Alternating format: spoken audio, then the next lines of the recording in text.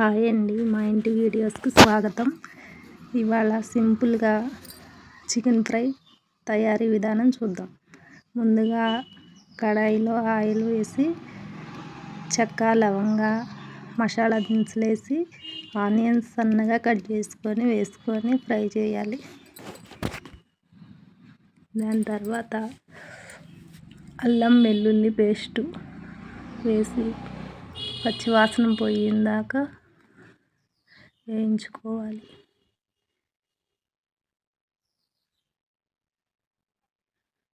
అల్లం వెల్లుల్లి పేస్ట్.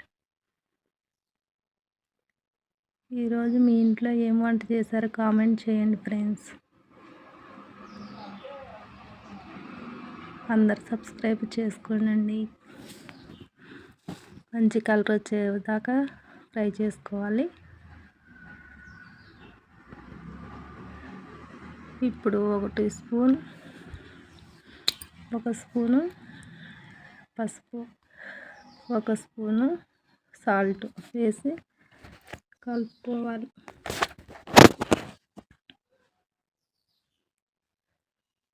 కడిగి పెట్టుకున్న చికెన్ని వేసుకొని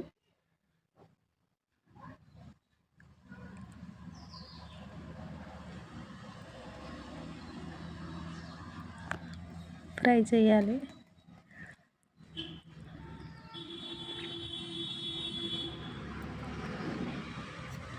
బాగా ఫ్రై చేసుకొని సింపుల్గా చేసుకోవచ్చండి.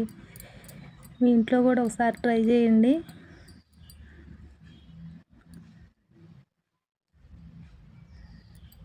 సింపుల్గా టేస్టీగా ఉండే చికెన్ ఫ్రై.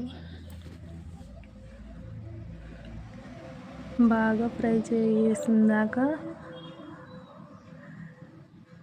వేగనివ్వాలి. మంచి కలర్, గోల్డెన్ కలర్ వస్తుంది చూడండి. ఇప్పుడు కారము 2 స్పూన్స్, మీకు తగినంత కారం వేసుకోండి. 1 స్పూను ధనియాల పొడి, 1 స్పూను మసాలా పొడి, గరం మసాలా వేసుకొని తిప్పి